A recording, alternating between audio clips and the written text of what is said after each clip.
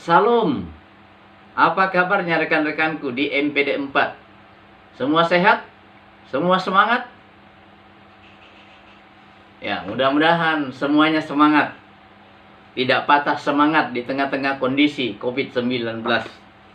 Tapi justru di tengah-tengah COVID-19 ini kita bisa menikmati, kita bisa melihat kebaikan Tuhan dalam hidup kita. Sebab di sebalik keburukan-keburukan yang kita lewati, sudah pasti kita menemukan kebaikan yang Tuhan siapkan di dalamnya.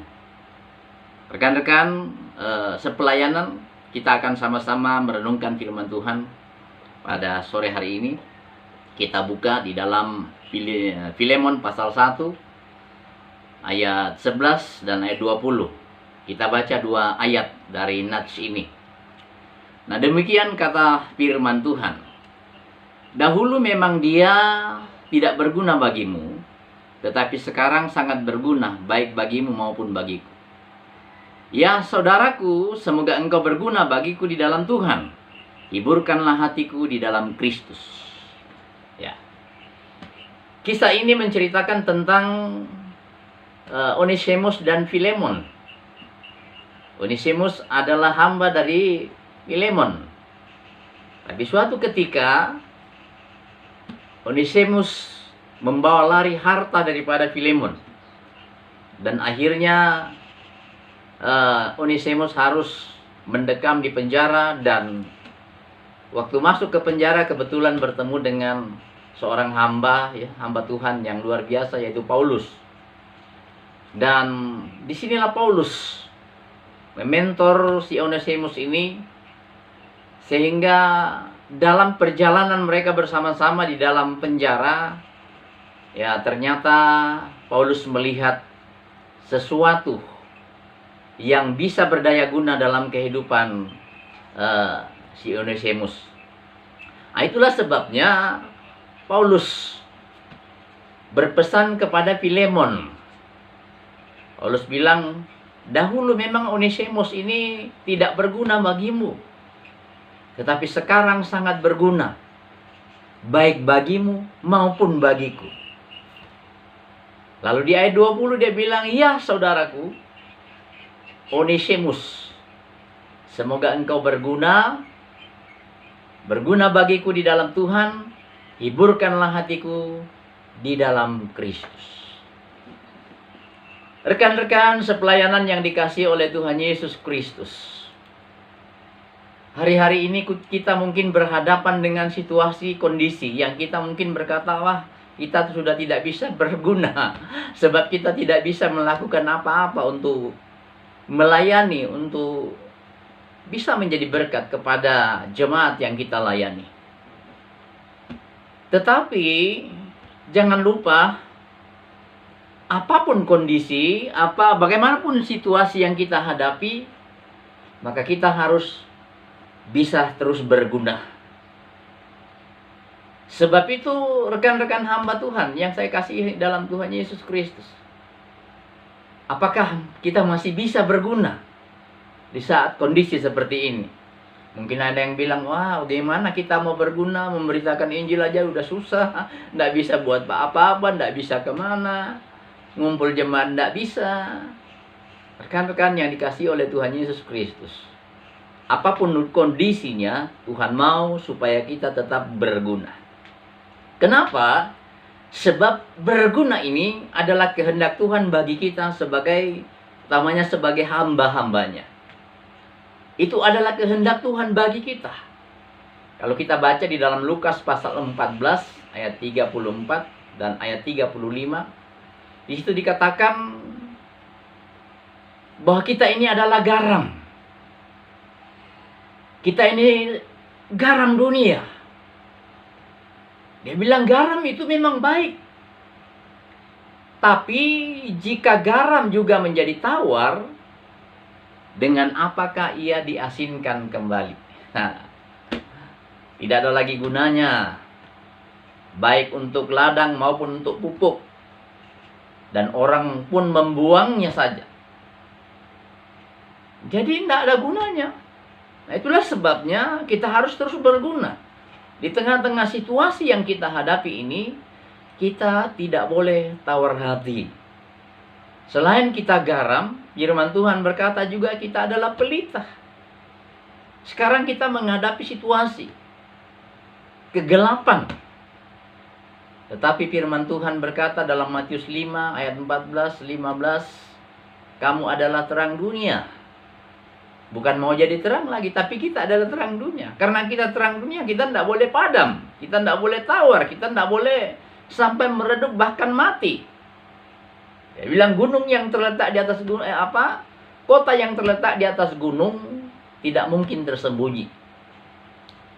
Lagipun orang tidak menyalakan pelita lalu meletakkannya di bawah gantang, melainkan di atas kaki dian, sehingga menerangi semua orang di dalam rumah itu. Jadi, kalau kita sudah tidak berguna, seseorang yang tidak berguna, maka ia tidak akan mempunyai pengharapan dan tujuan hidupnya. Lalu ancamannya apa kalau sudah tidak berguna? Firman Tuhan bilang, kapak sudah tersedia bagi pohon yang tidak berguna, yang tidak berbuah. Kalau tidak ada buahnya, ya mau diapain lagi, ditebang aja. Jadi Tuhan mau kita tetap berguna. Walaupun situasi yang kita hadapi saat ini seolah-olah ya kita ini masih berguna atau tidak. Rekan-rekan yang dikasihi oleh Tuhan Yesus Kristus, di tempat pelayanan saya di sini, setiap minggu saya masih tetap ibadah di dalam gereja. Seperti biasa, ya tata ibadahnya lengkap dan khotbahnya lengkap, dan saya siarkan langsung melalui FB. Dan puji Tuhan saya melihat melalui pelayanan ini, ya ada sesuatu yang berbeda. Memang sesuatu yang bulan-bulan tahun yang kita lewati, memang kita bertemu secara langsung dengan jemaat. Tapi saya melihat melalui pelayanan yang saya lewati dalam situasi COVID-19 ini, pamannya hari Minggu saya siaran langsung. Saya melihat ya tidak kurang dari 100 orang menyaksikan. Dan itu sampai ke mancanegara, ke Malaysia, karena ada komen-komen mereka. Dan setelah itu saya edit, saya jadikan saya upload ke YouTube. Dan saya melihat di YouTube ada yang dinonton sudah lebih dari 75 kali, ada 30 kali, yang artinya di tengah kondisi yang kita sangka kita tidak berbuat apa-apa, kita masih bisa melakukan sesuatu. Dan saya percaya kalau kita mau mengkhotbahkan sesuatu lalu dimasukkan ke YouTube, itu akan memberkati orang selama-lamanya. Kita mati pun masih ada YouTube-nya. Ya, makanya rekan-rekan ya bantu subscribe supaya YouTube berkembang. Ya, dan nama Tuhan dipermuliakan. Ya, ini promosi aja kalau rekan-rekan mau bantu. Nah, rekan-rekan yang dikasihi oleh Tuhan Yesus Kristus, bagaimana agar kita dapat terus berguna? Ada orang, tidak ada gunanya sudah saya ini. Pada umumnya, rekan-rekan yang dikasihi oleh Tuhan, semua orang itu pasti berguna. Tetapi biarlah kita ingin menjadi lebih berguna. Sangat berguna. Berguna dengan maksimal. Itu kata Max G. Yang luar biasa, saudara yang dikasihi oleh Tuhan Yesus Kristus. Untuk seorang harus berguna, maka ada beberapa hal yang harus kita miliki dalam kehidupan ini, saudara yang dikasihi oleh Tuhan. Yang pertama-tama, kebutuhan utama kita sebagai pelayan Tuhan, sebagai hamba Tuhan, supaya kita tetap berguna, yang pertama itu ialah doa atau berdoa, atau bahasa kerennya itu pray. Ya. Jadilah orang yang suka berdoa. Orang yang suka berdoa itu tandanya dia mengandalkan Tuhan. Orang yang berdoa itu tandanya melibatkan Tuhan. Dan rekan-rekan harus tahu, di saat kita mengandalkan Tuhan dalam hidup kita, maka kapasitas kita itu akan bertambah.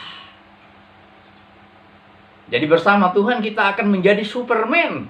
Kalau wanita jadi superwoman tentunya. Jadi berdoa, libatkan Tuhan. Jangan menyerah. Kalau kemarin-kemarin kita berguna, kita harus terus berguna sampai hari ini. Sebab apa yang mustahil buat kita, itu tidak mustahil bagi Tuhan. Kan mungkin kita berpikir, kita kan tidak bisa mengunjungi lagi jemaat kita yang ada di tempat ini, di tempat ini. Sekarang memungkinkan. Tinggal bagaimana kita pikirkan, bagaimana caranya untuk kita menjangkau mereka. Dan tentunya yang pertama-tama kita harus lakukan, kita harus berdoa, minta petunjuk Tuhan. Tuhan, apa yang kami mau lakukan di tengah-tengah kondisi yang kami hadapi hari ini? Tuhan berkata, pergilah, jadikanlah segala bangsa muridku. Bagaimana kita pergi dalam kondisi seperti ini? Berdoa supaya Tuhan melakukan sesuatu yang luar biasa. Supaya kita tetap berguna dalam pelayanan kita. Yang kedua, rekan-rekan, sepelayanan yang dikasihi oleh Tuhan Yesus Kristus, kita harus punya sikap. Yang bahasa kerennya itu attitude. Karena kalau kita memiliki sikap yang tentunya yang positif, bukan yang negatif. Kalau kita memiliki sikap yang tidak disukai orang, maka sulit bagi kita untuk berguna. Jadi miliki sikap yang disukai orang. Orang suka kita itu belum tentu karena banyak uang kita. Karena kita ganteng. Karena kita cantik. Karena kita orang hebat. Tapi kita disukai orang. Karena kita juga mencintai orang. Ada orang yang begitu pandai, pintarnya luar biasa, tapi tidak disukai orang. Karena apa? Pasti karena sikapnya. Cara bicaranya, cara memandangnya, cara bergaul, itu akan menentukan kita berguna atau tidak. Sebab berguna atau tidak hanya ditentukan waktu kita memberikan orang itu sesuatu. Bukan hanya waktu kita berkhotbah. Tapi berguna atau tidaknya kita ditentukan oleh sikap kita. Rekan-rekanku yang dikasihi oleh Tuhan. Pertanyaannya, bagaimana sikap rekan-rekanku dalam menghadapi situasi saat ini? Jangan sampai kita memiliki sikap yang justru membuat jemaat menjadi down. Wah, lemah apa yang kita mau buat ini? Aduh, susahnya sekarang. Tunjukkan semangat yang luar biasa sehingga hidup kita terus berguna di tengah-tengah pelayanan. Tunjukkan bahwa kita ini diberkati oleh Tuhan. Di tengah-tengah situasi kondisi yang kita hadapi. Sehingga lewat hidup kita nama Tuhan terus dipermuliakan. Apalagi yang perlu supaya kita terus berguna? Yang berikutnya ialah pengetahuan. Knowledge. Ya, seorang mengatakan bahwa knowledge is power. Pengetahuan itu adalah kekuatan kita. Orang yang tidak kuat tidak akan bisa berguna, rekan-rekan yang dikasihi itu. Jadi jika kita punya pengetahuan, jika kita tidak punya pengetahuan, maka kita hanya dapat membantu dengan tenaga kita.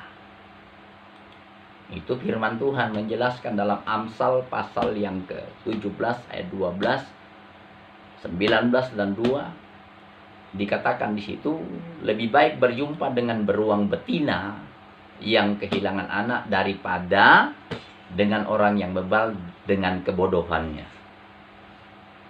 Dalam ayat yang pasal 19 ayat 2, tanpa pengetahuan kerajinan pun tidak baik. Orang yang tergesa-gesa akan salah langkah. Jadi penting pengetahuan. Nah, pertanyaannya, kalau kita berbicara soal pengetahuan, apakah kita harus sekolah sampai bergelar doktor dan lain sebagainya? Tidak juga. Sebab pengetahuan itu bisa kita dapatkan dari lingkungan kita, dari orang yang hebat, dari buku-buku yang ada, Dari media sosial ada pengetahuan. Yang terpenting mau ndak kita meluangkan waktu kita untuk bisa menikmati, untuk bisa, supaya kita bisa, pengetahuan kita itu bisa bertambah.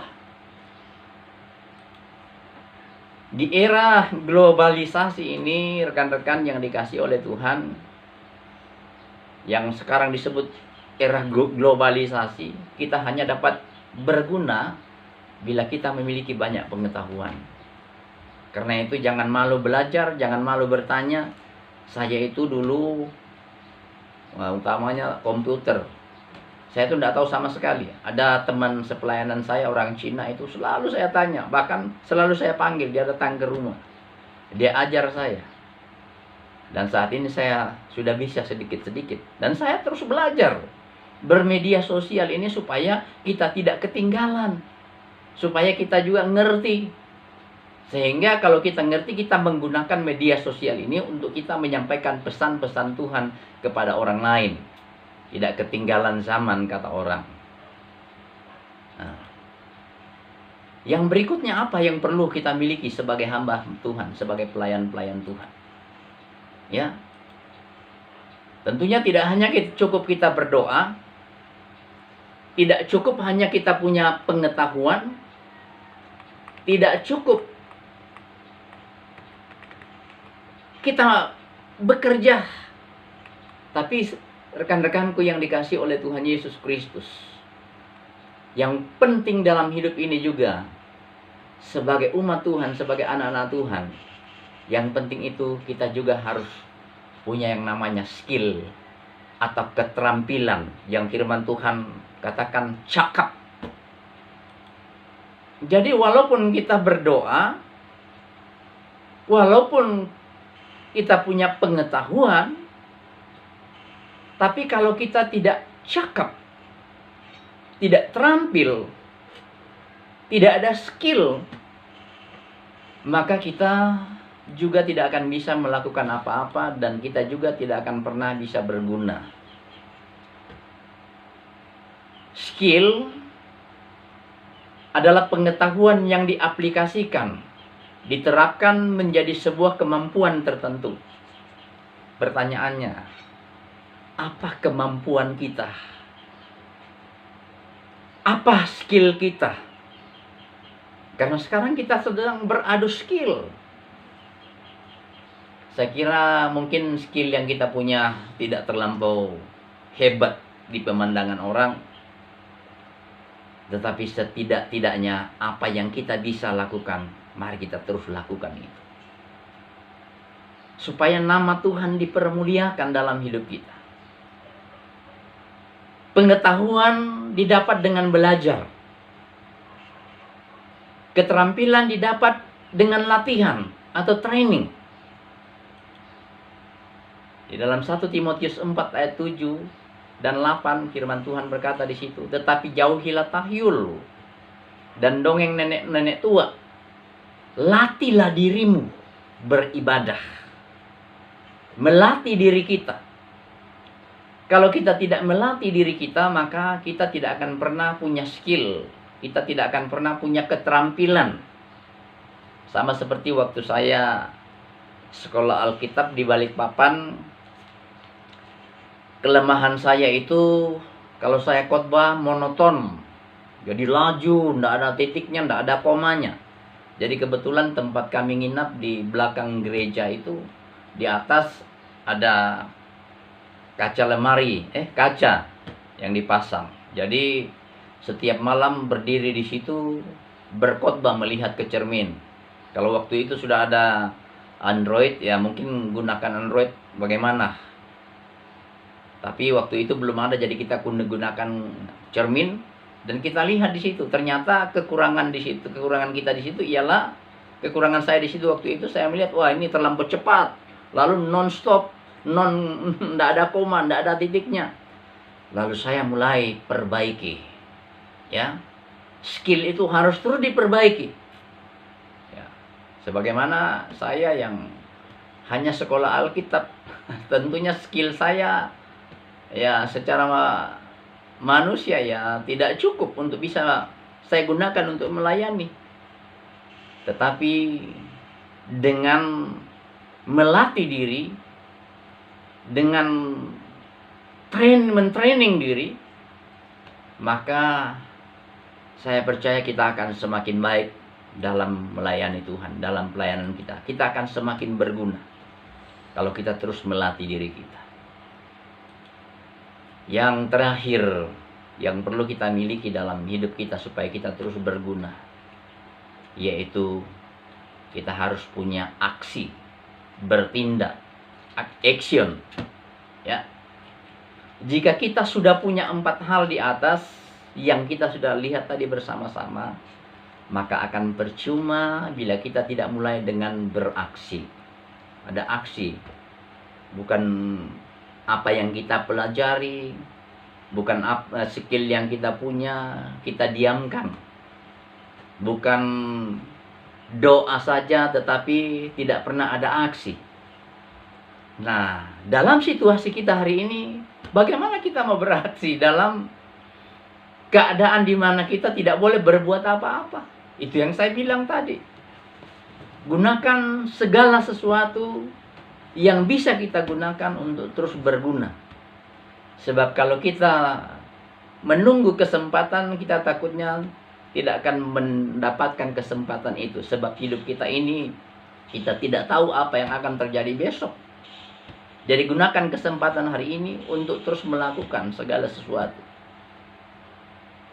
Jika kita sudah memiliki pengetahuan, skill, maka kita harus bertindak. Mulailah menjadi orang yang berguna kalau mungkin kita belum berguna. Dengan apa? Dengan yang kecil-kecil, yang ringan-ringan saja. Mulai membantu tetangga kita, mungkin kerja bakti, mulai bantu. Kalau kita bisa menolong, ya tolong. Menasehati. Pendek kata, hasilkan sesuatu yang dapat memberkati orang lain. Itulah namanya aksi. Ya, jadi aksi itu bukan hanya yang disebut sekarang aksi sosial, membagi-bagikan sembako. Kalau kita tidak punya yang kita bagi-bagikan berupa sembako, bagikan apa yang kita bisa bagikan kepada orang lain. Ya.